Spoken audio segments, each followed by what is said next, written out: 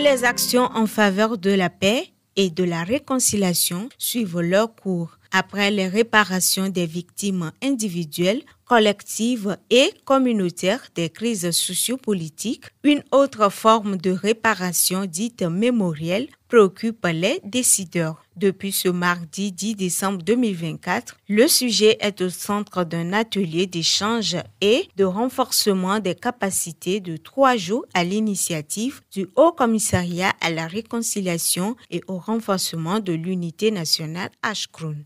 On a une victime, on a beau lui accorder une réparation individuelle, pécuniaire, une réparation médico-psychologique. On a une communauté à laquelle on a apporté réparation communautaire et collective, mais quelque part, ça reste gravé dans la tête des séquelles. Et même, finalement, ça entache la mémoire collective du pays. Il faut la réparer. Il y a pas mal de gens, de victimes qui sont décédés. Comment demain, les générations futures se souviendront-elles de lui? Pendant 3 jours, nous allons plancher sur la question et ensemble, avec tous les participants qui viennent de tous les coins et de toutes les couches sociales, voir comment entamer ce type de réparation.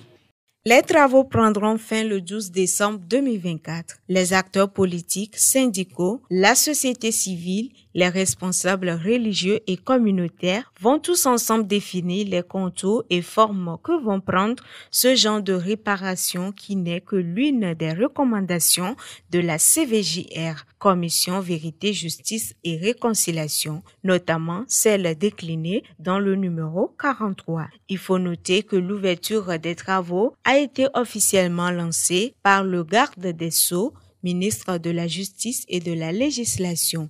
Les choix difficiles opérés par le chef de l'État pour relancer le processus de réconciliation nationale, durement fragilisé par plusieurs années de crise et de violences sociopolitiques, ont mis en lumière ses qualités de meneur d'hommes. Grâce à ses nombreuses actions, il a su progressivement et patiemment conduire le peuple togolais vers une stabilité politique et une paix durable.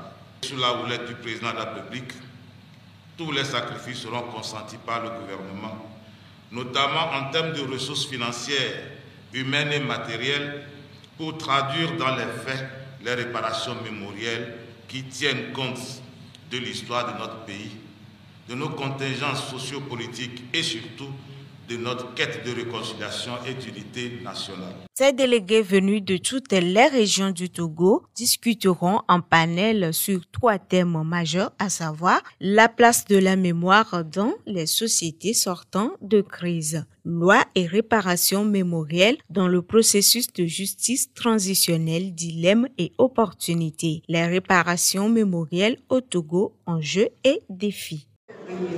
Merci.